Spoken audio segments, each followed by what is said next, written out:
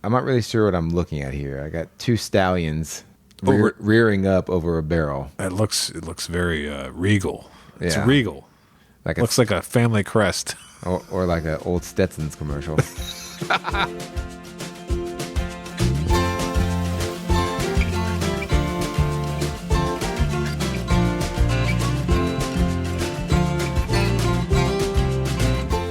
Hello, and welcome everyone to episode 55 of The Mashup, the best bourbon conversation you're going to hear all week long. We're your hosts, Michael, Anthony, and Steven. Hello, good sir. Hey man, how you doing tonight? Oh, I'm doing wonderful. What about yourself? You know, I'm hanging in there. I'm feeling good. That's awesome. We are without Michael this evening, as you can probably see. Yeah, it's just a two-man show. In place of Michael, we did put his favorite bottle. Of course we did. What did we set out on the table here? I mean, I can't see real well. What is that? It's a beautiful bottle of pot still. Yes. So we still have, about one pour left in this pot still? It's really hard to tell because of the way the bottle is designed. It's a micro pour. It might be like, I don't know how you would describe that. It might be probably about an ounce to an ounce and a half, but in this bottle, it looks like it's 3-4 ounces, right? Yeah, we put that out there because, with the spring season coming around, Michael's got some athletic obligations. Yeah, he's going to be tied up with youth baseball now. Yeah. And the craziness of it has already started, which ours is going to start tomorrow. Oh, nice. Yeah, we have for the rookie league that my son's in.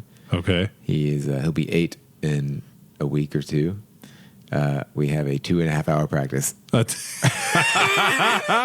I love it. It's like, there's some dads out there that are thinking like, we're making major leaguers out here, right? That rookie league 2.5-hour practice is brutal. But so this is the preseason because I think the season starts next month. So I think they're allowed, I guess, 2 practices a week. Oh, is that like a Kentucky rule? I don't know. So they're the same length. The state mandates it? No, I'm just kidding. So we have 5 hours a week now of practice. Oh, that's cool. I don't know about that. Well, I mean, it's cool for me because my son's not interested in baseball right now, but I know when he is, I'll be feeling the same pain, but it'd be all good nonetheless, right? Yeah, as Michael knows, I do not like baseball. Okay. I get excited when he plays because growing up, I just played a little basketball and I wrestled. Okay. And so that's about all I've done.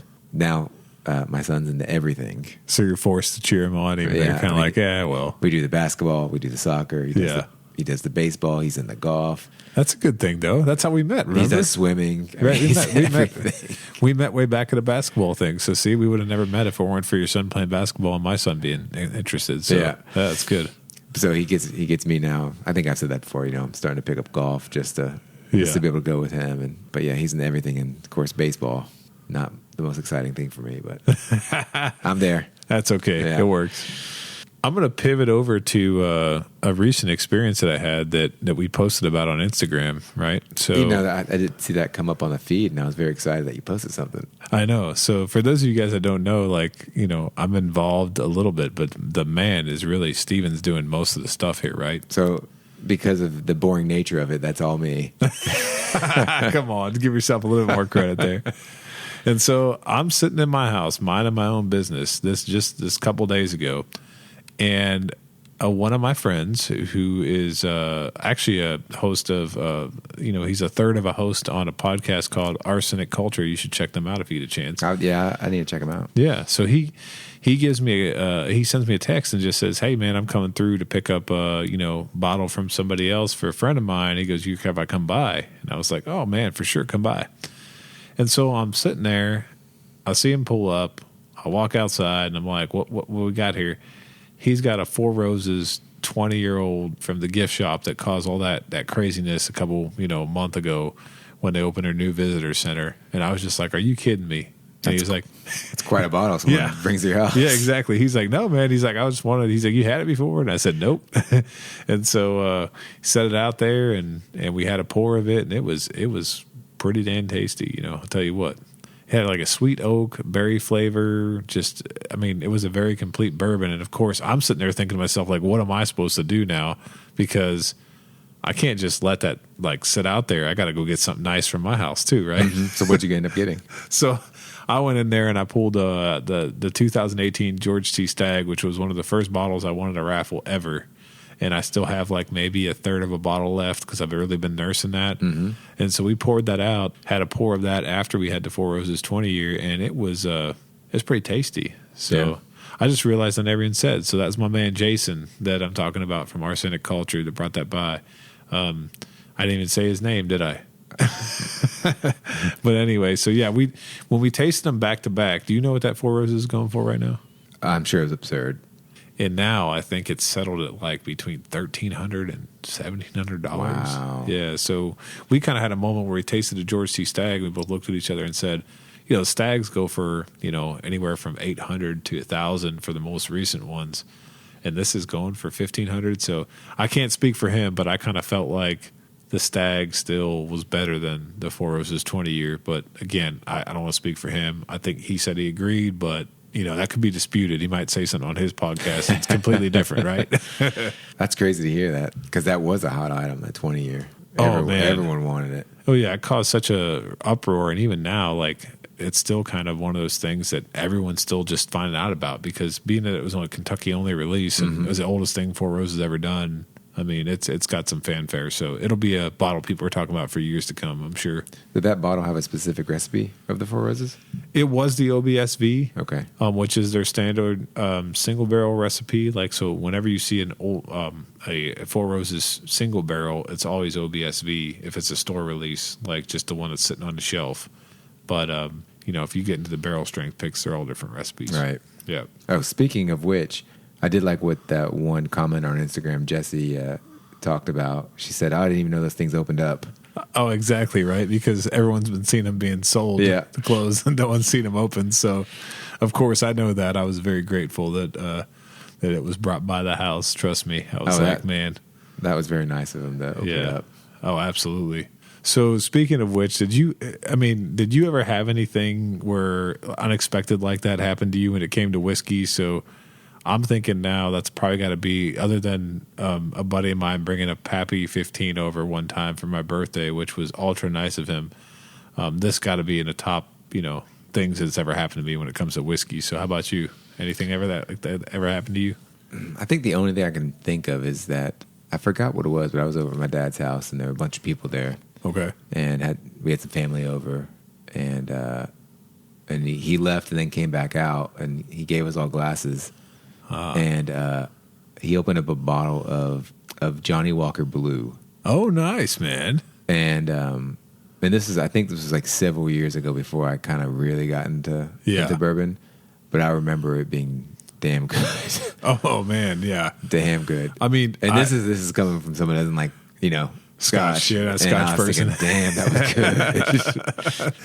Well, yeah, man, your dad must have been like, he was ready to celebrate then to bust out something like that, right? Yeah, I forgot what what it was for, but yeah, I remember that. But you remember that moment? I remember that moment. Yeah, for sure. My goodness. Yeah. I'm trying to think if I ever had the Blue Label Johnny Walker. I'm not sure if I have. I may have had a taste of it at one point in time, and I remember really liking it if I did, but I don't think.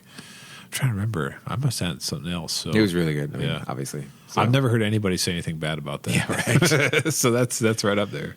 So before we move on, we did not have any more shout outs this week because we didn't get any more reviews. But if you guys want a shout out, just go to Apple Podcasts and just leave us a review, and we'll give you a shout out whenever we record next. Oh, and of course I got to jump in here, even though we don't have the actual reviews. Of course, I'm going to jump in. I just want to give a quick shout out to the Haddix brothers. So these guys run some local groups here in Lexington, and they've a family that's known in Breathitt County, and they've been big supporters of our podcast, and they've listened a lot, and I'm really happy that they do, and so I just want to give them a quick shout out. Awesome. Thank you, guys. Yeah. So for this week, we have a new bottle of Belle Meade Reserve Bourbon. Absolutely. So this Belle Meade Reserve Bourbon comes from the Nelson Green Brier Distillery in Nashville, Tennessee. The bottle date is 2021. And the ABV on this guy is 54.15%. So proof is 108.3. This is non-age stated, but of course, if you read the press release that they have online and the information about this, it's a non-age stated bourbon, but it's 7 to 11 plus years old. So we'll talk about that here in a minute.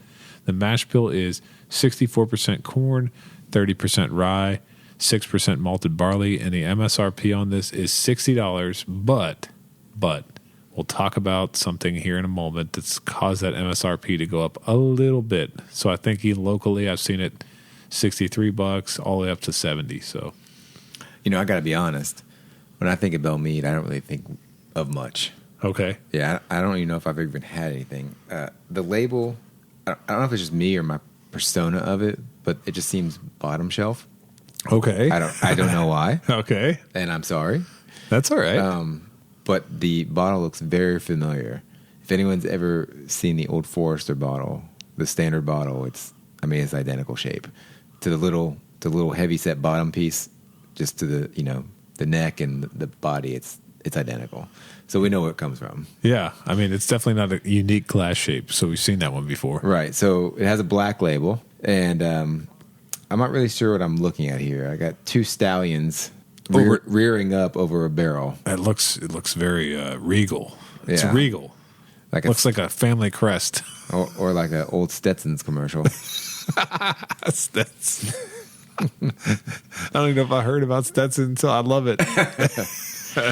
It's got the little story on the back. What's the story say? A little bit about that, because we got to read bottles, or else this wouldn't be a good podcast. It has nothing really. It's award winning. They pick the barrels. Of course, Yeah, it's the painstaking process.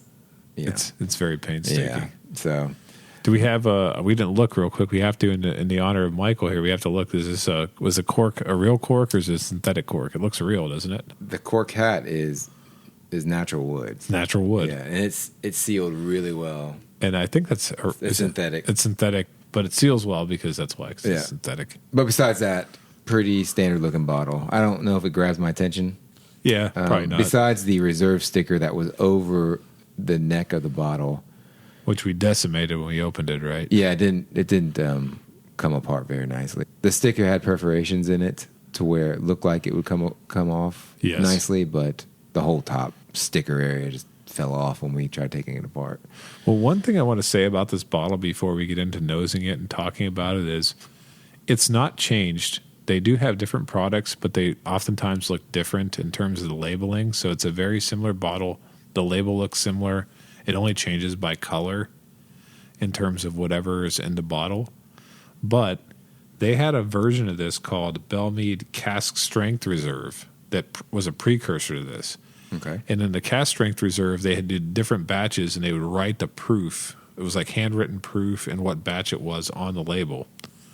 And of course, once they switched to this reserve, so differentiating, the reserve just became 108.3. Everything before that was a varying proof, varying just by whatever they were batching. Oh. And so this, even though it looks very similar, if you saw it on the store shelf right now, you probably wouldn't think it was anything different than the Cask Strength Reserve that they had before this, but it is slightly different. Okay. Yep. Well, should we go for our first notes? Let's do it. So I'm going to go ahead and just call this nose inviting. We've been tasting a lot of stuff, as you guys know, and Probably 54 episodes worth. 54 episodes, yeah. Damn right. But, gosh, this one just... The nose is definitely not bottom shelf.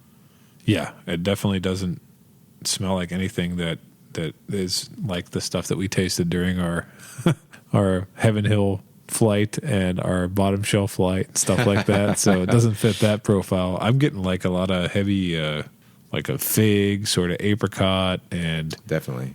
some spices. And what else were you thinking?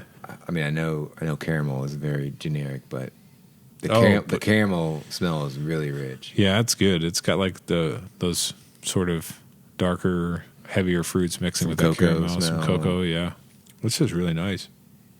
And one other thing that you pointed out to me that you could talk about a little bit is the fact that we talk about color. The color is probably like a mahogany. Yeah, it's very nice. It's like a copper. It's not mahogany. super dark, but it's also not light.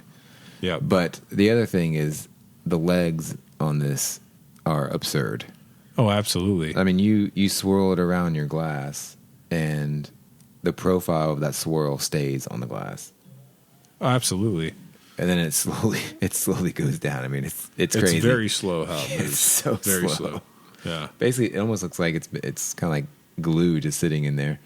It does, which makes me wonder if the palate's going to be as like syrupy as that's a good point. as it looks. So, let's go find out. Let's get our first sips. All right. Wow. So, holy cow. Definitely has a nice mouthfeel to me. I'm getting a very specific kind of cherry, almost like a little bit of a maraschino medicinal cherry. Are you getting a little medicinal cherry? Or hopefully I'm not on an island here, because if I am, you can tell me to go, you know what? Medicinal cherry yourself? Yeah, medicinal cherry. There you go. I'm getting the 108 proof. You're getting the proof? Yeah, I'm getting the proof. So the ethanol, you didn't smell a lot of ethanol. There's no ethanol notes, but it's punching you a little bit. It's lighting my mouth up. So 30% rye, that doesn't surprise me because the rye is a little bit more harsh sometimes. Mm-hmm. Yeah. It's right now I'm just getting a whole bunch of heat in my mouth. Well, I'm interested to hear what the second sip might be because I'm getting a little bit of like, I'm trying to think here. It's vanilla, but it's like cinnamon, vanilla, cherry, maybe a little bit of that fig coming over. It's interesting. It's got some complexity, but the finish is not a long finish. You get a long finish? No, not at all.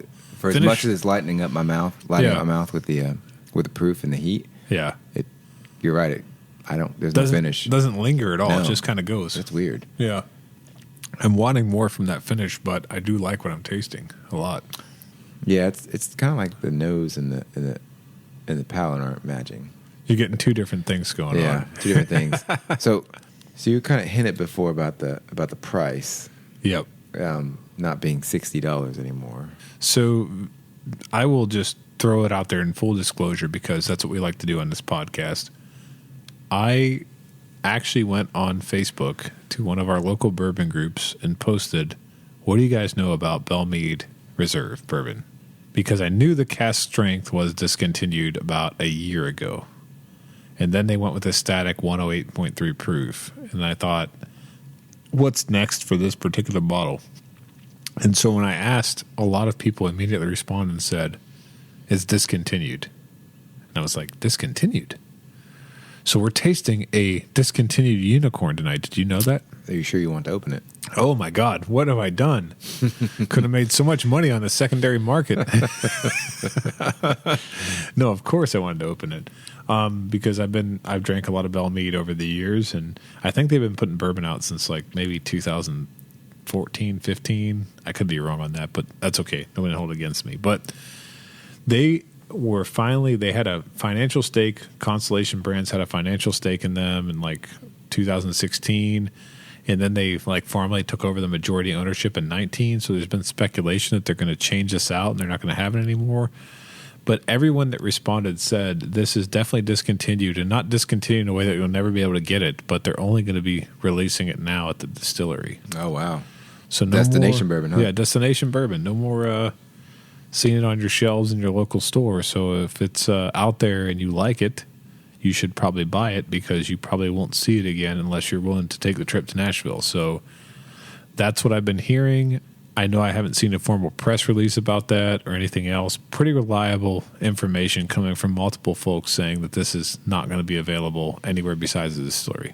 So with this gone off the shelf, are they replacing it? The rumor is, retail. Yeah, the rumor is that they're going to replace it with a line called Nelson Brothers.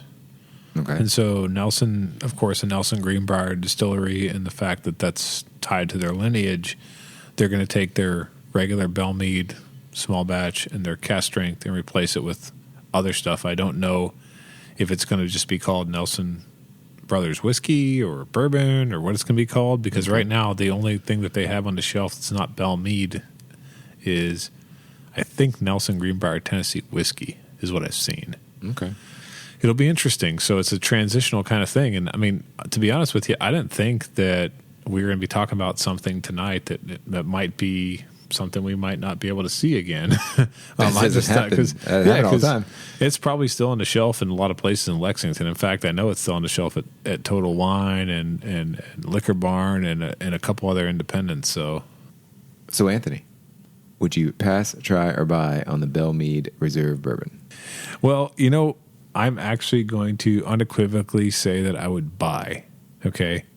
And that's not very normal for me, but I will say this. I've tried Belle Meade Sherry Cask. They have a cognac finish. I think that's all they have. And then they have the single barrel. I'm trying to remember all the products they have, but I've tried a lot of Belle Meade products, and I've liked everything I tried, which is in stark contrast to what I've heard others say. And so one thing that I didn't mention when we talked about this is this 7 to 11-year-old juice is coming from MGPI. Okay. I didn't even mention that. Right? Oh, yeah. So on the bottle it says distilled for Nelson Green Brier Distillery, but Lawrenceburg, Indiana. Right. So we know what that means. So you have all these MGP brands out there, the old school ones like OKI, Old Scout, Mic Drop, all these places that have been known for sourcing good MGP stuff. Belle Meade is kind of like held to the back pack there, right? They haven't really gotten their due per se. And I've heard people openly say, well, I like Smoke Wagon, which is a newer MGP sourcer, but I don't like Belle Meade. And I'm like, how could that possibly be? They're sourcing barrels that they're blending that are good, and they got that age range, and it tastes. You can tell it in the taste. So I don't know what's going on, but for me, I was a big supporter. I bought all the cast strength regular stuff that was handwritten that I could once they were discontinuing that, and I bought a whole bunch of these since they said they're discontinuing them too. So I'm a buy. So I think I'm going to have to approach this pass try by two ways. Well, since it's getting discontinued, of course, it's almost like you should just buy it. Unicorn. Yeah, no, right. On that end, I would probably buy it. But if I knew it was just going to be sitting on the shelf, I think I'll be a try. Gotcha. The mouth has cooled down on me. Okay. I really enjoyed the nosing of it, obviously, and it drank nice. There's no finish, which is weird. It is weird. Yeah, but I loved all the notes. And so, I think I would definitely be a try for it. So I think part of the reason I can see the struggle on your face is because we have, on this podcast, already reviewed a lot of MGP products, right? Yeah. So some of the stuff they've had their own, like the Remus, and then we've talked about Nulu. Which we'll probably do a review soon. Yeah, we'll probably be doing something soon. And so I get it, because to me, here's how I do it. I think to myself, like, I see people paying $100, $120 for Smoke Wagon, uncut, unfiltered. I'd probably rather drink this. Probably a controversial statement, but I'd probably rather drink this over that. But then again, I had something, I didn't even tell you this. I got a sample. Jepson's single barrel pick. It was a 6-year-old MGP that was picked by a group called Mythical. And some names you've thrown out there. It was so amazing. It was one of the best tasting things I've had. It tasted like the old school, like over 10-year-old MGP stuff that I've ever tasted. And it just restored my faith in everything that MGP can be. So there's a lot of variants out there, but I think that Belle Meade delivers a consistent product. Not to try to sway you. I'm just throwing it out there. Or you definitely have more experience with it than I did. Yeah, well, yeah, of course. But I mean, this was a fresh bottle we cracked tonight. Oh, I mean, definitely, I hadn't had in a long time. Yeah. So obviously, I stated in the start of this podcast that I have never had anything from them before. Yeah. Do they have another pretty popular product on the line? Well, I would have to say that the most popular thing that they have going, at least by my accord, is the Belle Meade Honey. Okay. And so every year they release, I think it's an annual release just at the distillery, and people, like thousands of people, go down there to try to get this, is the Belle Meade Honey product. And so without boring you guys with all the details, and I know you and I talked about it, right? So Are you a honey fan? Do you like honey generally?